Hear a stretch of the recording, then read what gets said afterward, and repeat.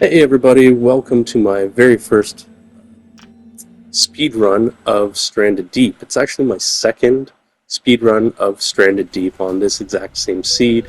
Only the first speed run that I did, I forgot to include the footage of day zero, so I scrapped the whole thing and started again. Starting out on this run, we're going to do the typical plane crash, and his face is going to bounce off the table. I always wonder, the glasses on his table, were they reading glasses? I hope that they were, because there is not going to be very much reading on the island.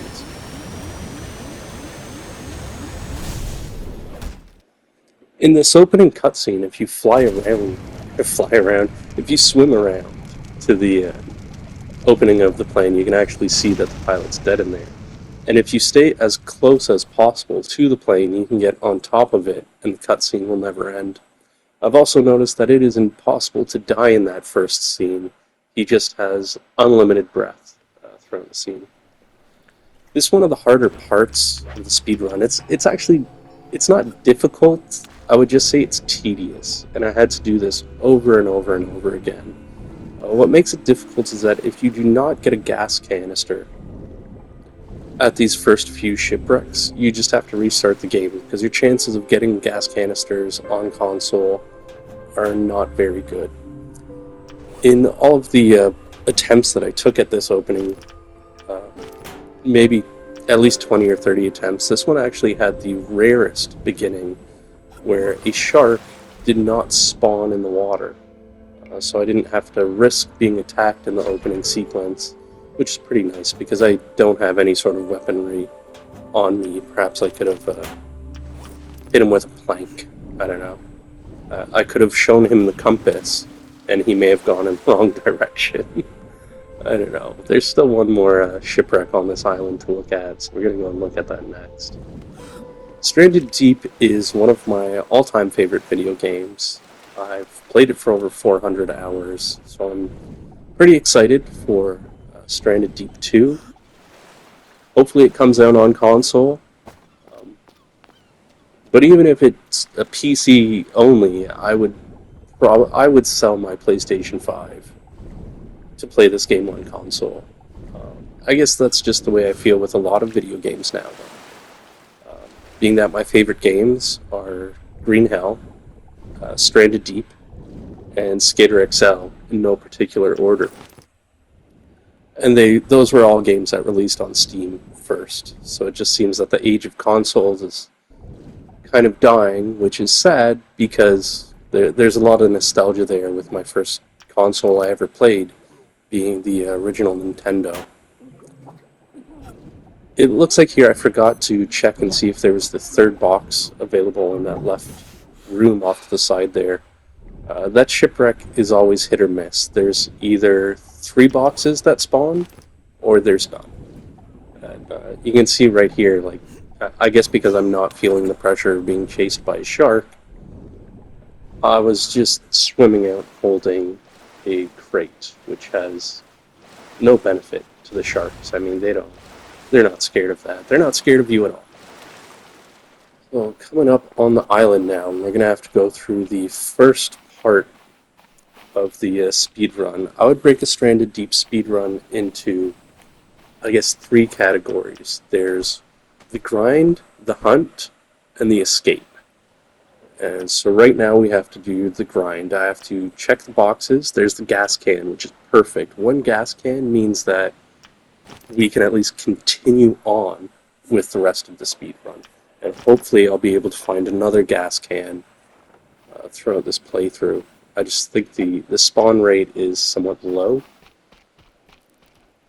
So we've just made the sharpen tool, and right now I have to craft a couple things to get my crafting level up high enough so that we can build the boat. I'm sure you've seen Speedy Deep do this many times if you're watching this speed run. And because I do intend on posting this speed run to the speedrun forums, I think Speedy Deep is going to have to watch it anyways. I'm pretty sure he's the moderator of this forum. And if that's the case, I'd like to say hello. I greatly admire your work and what you've managed to do, and just the encyclopedic knowledge of this game that you have. Like, I think I know a lot about it. I think the knowledge you have just dwarfs any information I would have on this game. I'm always jealous of the drops in the beginning that Speedy Deep manages to get. I guess the game on PC is just very different. Like I've seen him start games next to that giant tanker ship, and he comes out with like 15, 16 crates out of the first 10 minutes of the game. And I'm just not going to be that lucky here on console. Console is a mix of just being lucky and being unlucky, and hoping that it either evens out or you're just more lucky than you are unlucky. So right now I'm trying to find enough materials so that I can create a axe. I have the two stone tools that I need, and I'm just trying to get enough yucca plants to make the lashings. When I started this speed run, one of the ideas that I had for what can I do in this game that I haven't done before, I thought I would try a new challenge, which I referred to as glamping, where I would beat the game without ever having to cook anything. So he's just eating out of a can the whole time. Maybe it's not that glamorous, but at least he doesn't have to cook anything. And then I learned through watching other speedruns of the game on PCs that they beat the game so quickly they never have a need to cook food anyways. Right. Well, now that I have my stone tool, I can go out to the shipwreck over here that I've already been to, and I can collect the yellow buoys, and that'll help make my boat. I think I'm going to go with a double wide boat, just because if the boat is only one panel large, there's just going to be too much problems with sharks, and I don't want to deal with the sharks in the open water and having to flip the boat back over again, trying to avoid being bitten. I have done a playthrough once before where I beat the game without using a boat, and what I learned from that playthrough is that you can outswim sharks in the open water. So the danger really becomes when you get into the loading zone that is going to create a new potential for a shark to spawn, because then you'll be swimming directly into the shark. So you don't have to outrun him, you just have to avoid him as much as possible. You can see I made a bit of a mistake there. I accidentally crafted the refined knife, which I have no use for whatsoever. What I really need was that axe. Fortunately, it's not going to really harm the playthrough, so it doesn't matter. I'll just have to drop it and get back to making that axe. Now that we have the axe, the grind is going to start. I need to chop down trees, I need to make spears, and I really need to get that boat done. And it all has to happen very quickly, because I'm going to have to, on day 0, I'm going to have to go to at least 3 different islands. The other complication of playing on console is the potatoes. The potatoes don't spawn.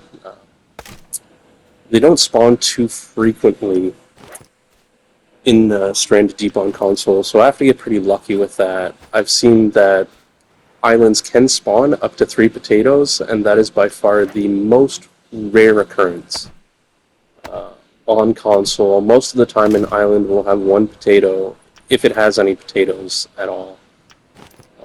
In my previous speedrun, where I did beat the game in 10 days, I ended up having to farm the potatoes, and that really killed the run. I thought 10 days was a good time, but I definitely felt that I could complete the speedrun in under 10 days. I just needed to formulate the right strategy to do that, and the strategy to do that is just don't grow any potatoes. So I looked at this seed that I had played once before.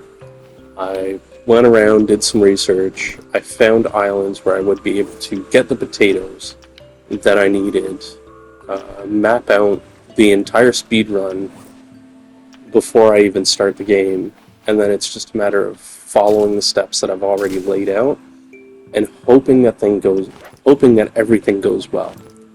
There are some things that I'm definitely not planning for. I don't plan on being poisoned by snakes or urchins or those purple starfish things. I can't think of what they're called at the moment.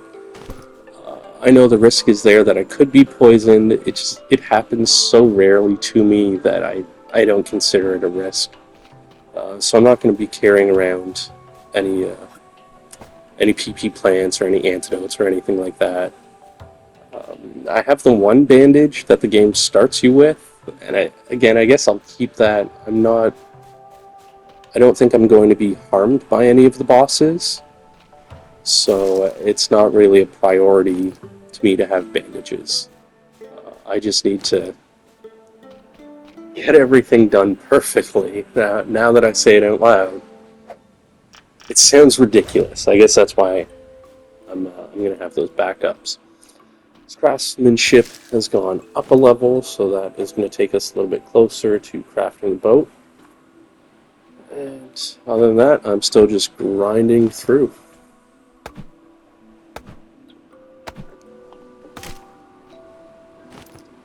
I just realized that my list of my top 3 favorite games of all time are all simulations. Um, I guess that's just the type of video game that I've learned to love ever since playing Stranded Deep. I originally picked up Stranded Deep from the PlayStation Store, and as soon as I started playing it, I loved it. I think I got it as a free game with PlayStation Plus, back when PlayStation Plus used to be worth paying for.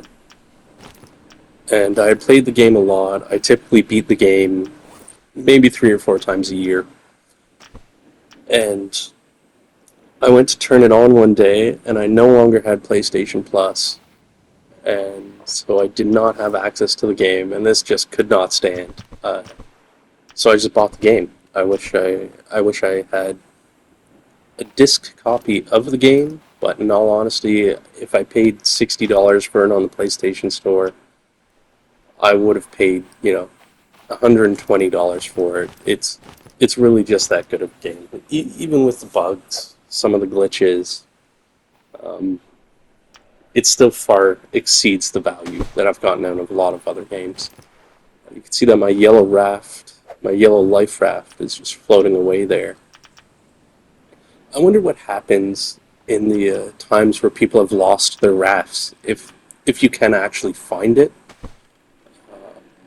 on another island, or if it just floats away and goes over the boundary and disappears.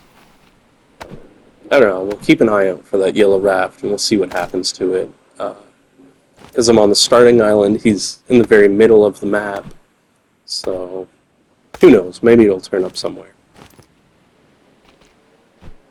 One of the things you don't talk about in Stranded Deep is the lumberjack simulation here. He's just hammering down trees with one swing. He must have one Popeye the Sailor Man sized forearm.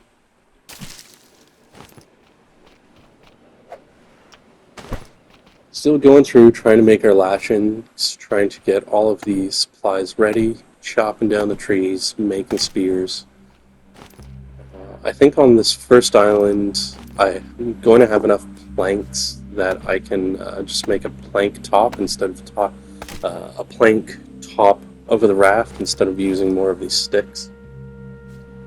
And the first boss that I'm going to have to fight is going to be the eel, Abiba, which is probably the easiest out of the 3 bosses. So not too worried there. Hopefully, I think I can carry 40 spears on me, which will hopefully be enough. I think my hunting skill when I go to fight the first boss is probably going to be around 0%, as I'm not hunting any animals. I'm just eating out of cans. So the first half of the raft is done. Right now I just need to attach probably... I'm not even doing the sail yet. It looks like I'm building the second part of the raft, and it's just going to slowly push me out into the ocean here.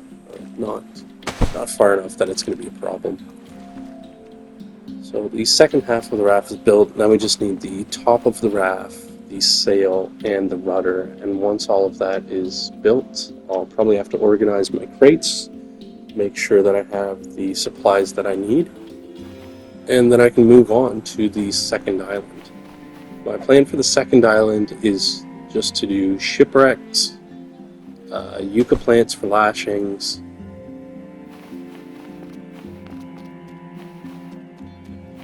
and to check for potatoes. I spaced out there for a second and completely forgot about the potatoes, which are the most crucial part of the game. I have some leather, and that guy just bit me, that little crab. Let's see if I can smash him with a mallet. Miss, miss, missed. I got him on that third time, and I don't think that affected him.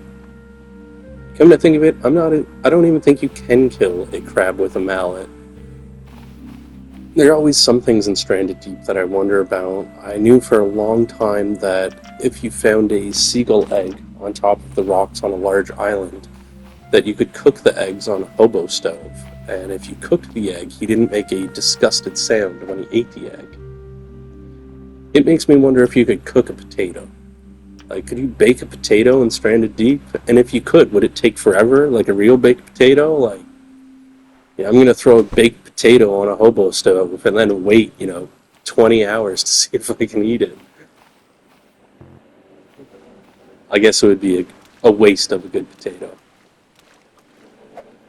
Alright, so the boat is coming along. The rudder is in. The boat is completed, so we just have to check the boxes and go through our supplies. Make sure that I have everything that I need to have, which at this point is, spears, a gas can. I guess make sure that I have the things that I need to continue surviving and ditch everything that I don't need.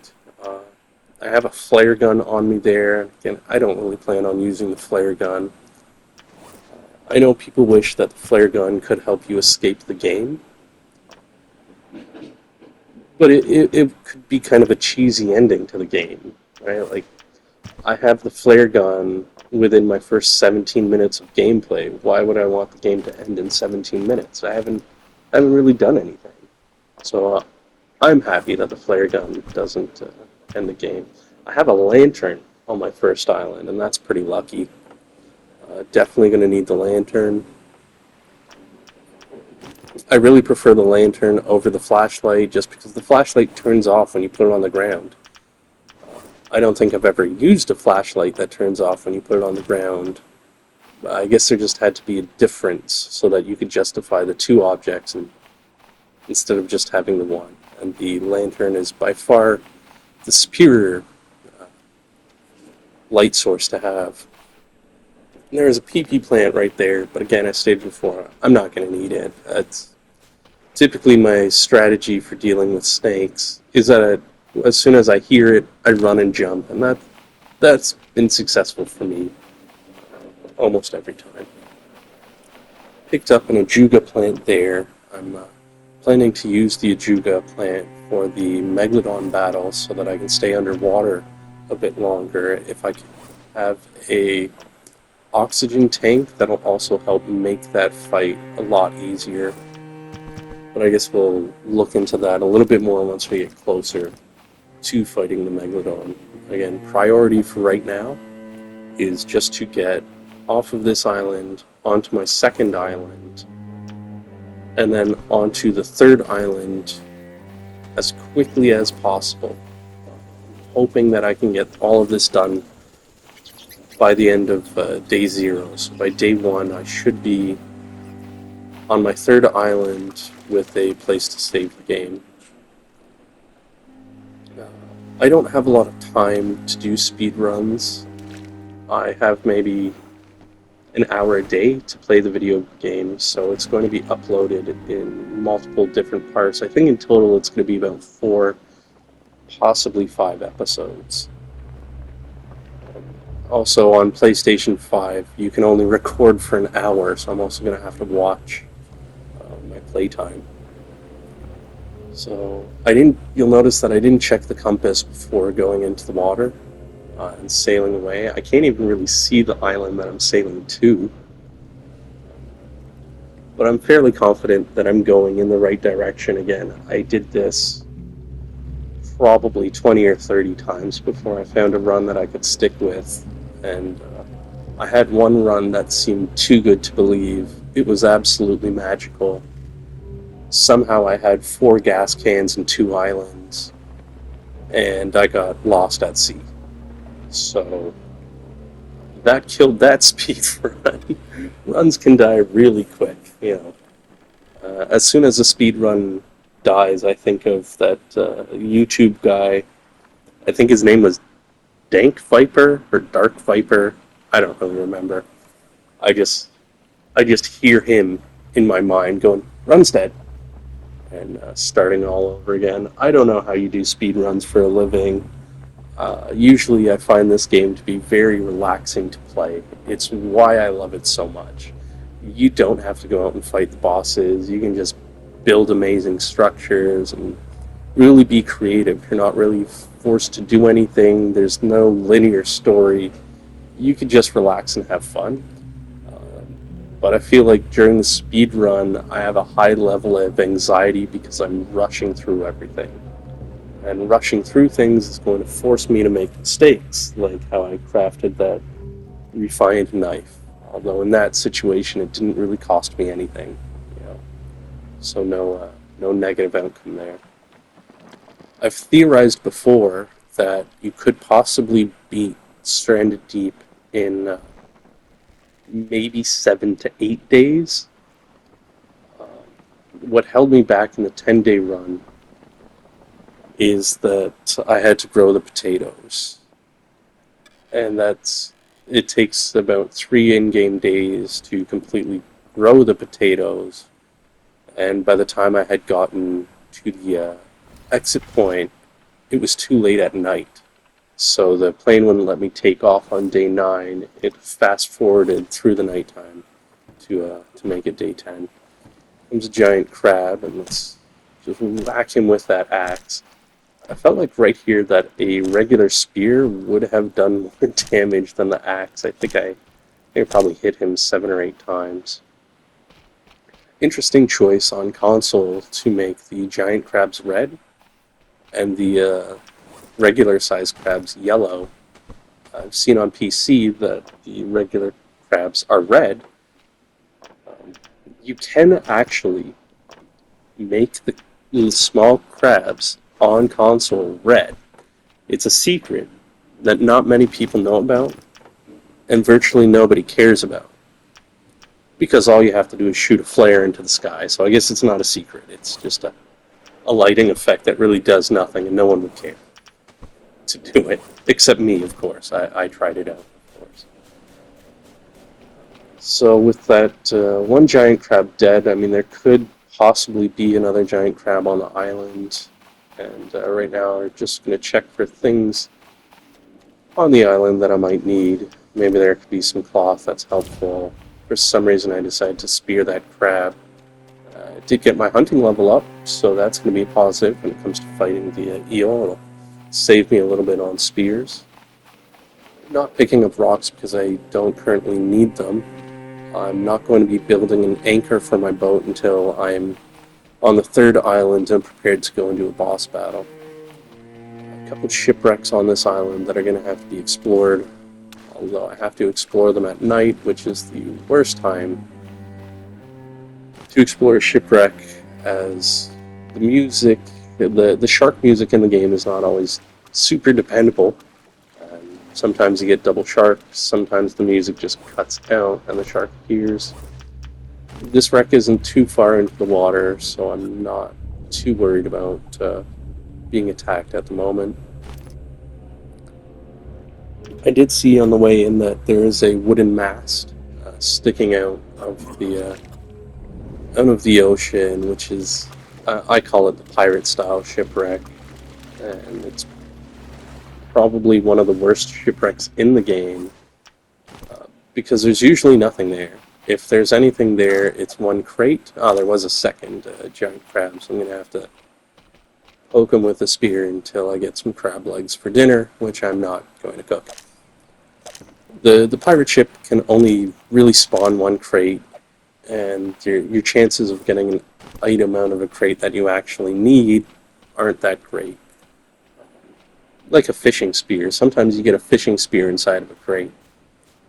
How does it even fit? I would be impressed if it's a collapsible folding fishing spear, but I have my doubts about that.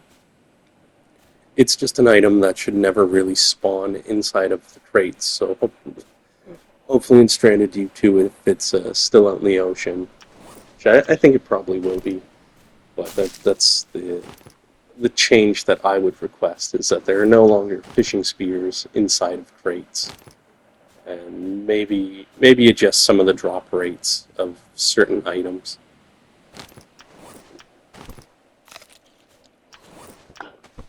Nobody needs more than one fishing spear, but everybody wants more than one lantern. Maybe plentiful lanterns and less fishing spears.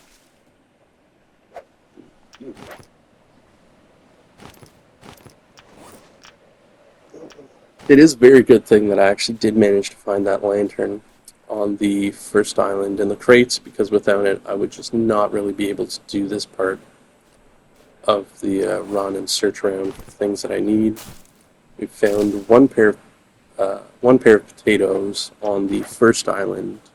So I think I have 2 potatoes. I think I just got another potato, so that'll make it 3 potatoes. So we're off to a pretty good start. If I could find a 4th potato, then that could be pretty magical. If I have a 4th potato, I could start the crafting now for the end game, but I'm also just not really in the right position for it yet. So I guess we'll give a look around and we'll see what else we can find, and if I can't find anything else, this island's done and it's going to be a night sail. Oh, there we go. There's a 2nd potato on that island, so that is going to give me 4 potatoes on day 0, which is fantastic. If we can keep it up at that pace, potatoes are not going to be a worry at all. Take some planks, because you can never have too many of those. I'm not too worried about the rocks at the moment, but what do I have out there? This crate got me a bunch of things that I don't need. A 2nd refined hammer, which is nice, but not needed. A bunch of engine parts. The ocean is just littered with car batteries. I have enough car batteries to start a Canadian Stellantis plant. Yes, that's right. That's a Canadian energy joke, and if you don't get it, look it up. It's hilarious. Hopefully the 5 people that might end up watching this video, one of them could potentially be Canadian and go, oh yeah, that's Stellantis plant, what a horrible investment. Yeah, I guess it doesn't matter. Not at the moment. What matters right now is getting the boxes organized as quickly as I can and getting off this island. Watching the replay of this, I can see that I forgot to take the compass out, so I could guide myself in the dark, so that's going to be a bit of a problem. Might cost a little bit of time, but this speed run is not going to be judged on the overall time it takes me to complete the game. I'm judging this run based on the overall amount of days that it takes me to complete the game. And I think if I can get that under 10 days is the goal. But if I could do it in like 8 or 9 days, that would really be, I think, difficult for other people to try and beat. I have noticed that there are no other speedruns on the speedrun website for console. So I guess once I've uploaded this, I'll have the record by default, but I would really like the record to be difficult. You know, I want you to really have to try to beat that record. Um, Although it's also 2025, I don't know how many people are still playing Stranded Deep. So we're now doing our second night sail, and in this night sail, I have to actually go past the original starting island over to a larger island. The larger island means that there's going to be some animals, there's going to be some poisonous snakes, there's going to be some more giant crabs, which are never really a threat, and the wild hog, who is always a little bit angry. He is just not happy to see you. It I also kind of wonder why on large islands you get the large hog, and sometimes you get the two baby hogs. How did the large hog get impregnated? Cellular mitosis could be the must be the only answer. Self reproduction, perhaps. So coming up, that should be the first island, the starting island, which I have to go past. Um, I think in my playthrough right here, I think I'm starting to realize that I don't have a compass with me, so I'm going to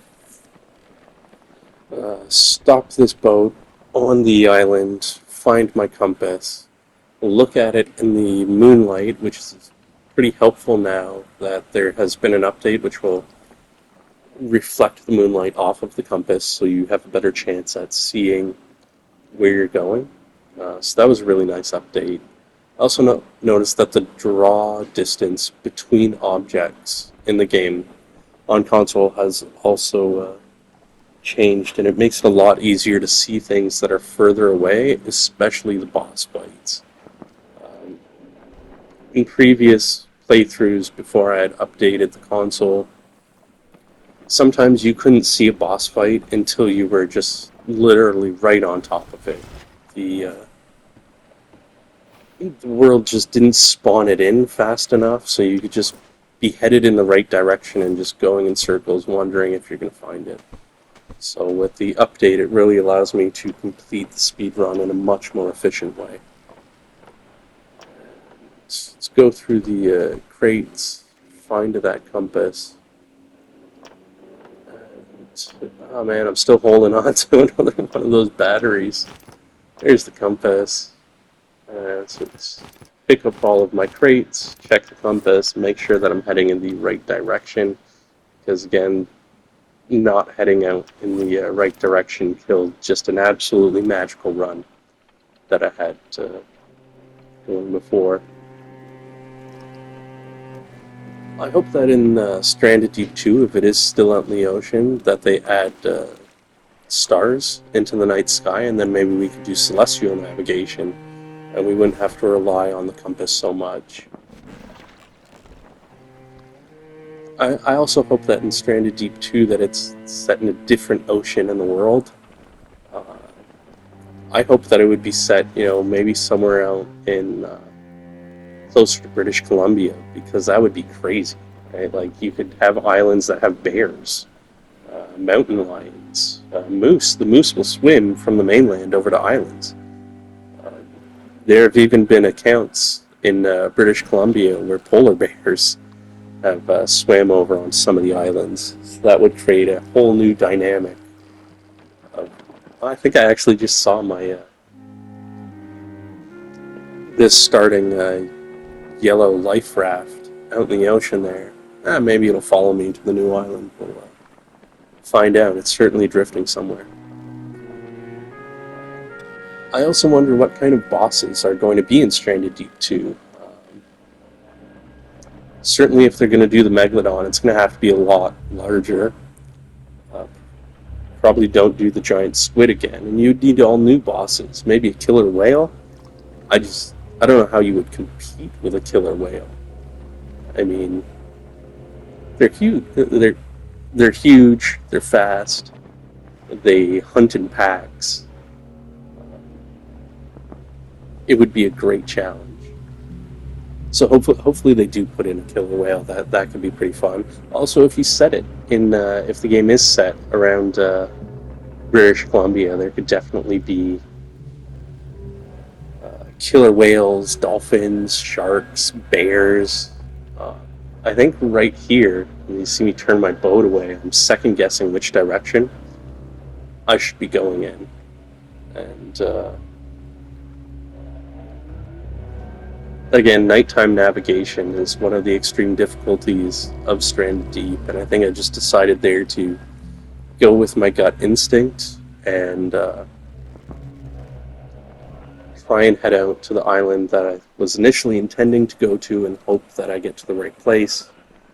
If I end up in the wrong place, then the run's dead, and I'll have to start over again and redo that opening sequence until I get a gas can to spawn.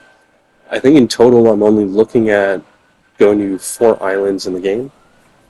And you can see the sun is starting to come up now, so it would be the end of day 0. And so at the start of day 1, I'm going to have to clear out this island of dangerous animals. And hopefully none of them attack me while I'm just getting the crates together. I'm going to get some weapons out. I will pick up my axe. Take a look around, and we're having another beautiful sunrise in Stranded Deep as always. I am playing this game on PlayStation 5, so it does look quite a bit nicer than the PlayStation 4 version of the game. The lighting is really fantastic. It looks like I'm going to build a survival shelter and get that up and save the game. Some of my playthroughs here are shorter than the 1 hour that I can actually record for. It's just as I'm playing the game and doing the commentary over the gameplay, my toddler is asleep in front of me, so if he wakes up for any reason, I'm going to have to pause the game. I might have to start playing, and I think that's going to be the case with this first video, is that my toddler is going to wake up, and I'm going to have to save the game and take care of my boy. So that's going to be the end of the first video, and hopefully I see you back for the next video.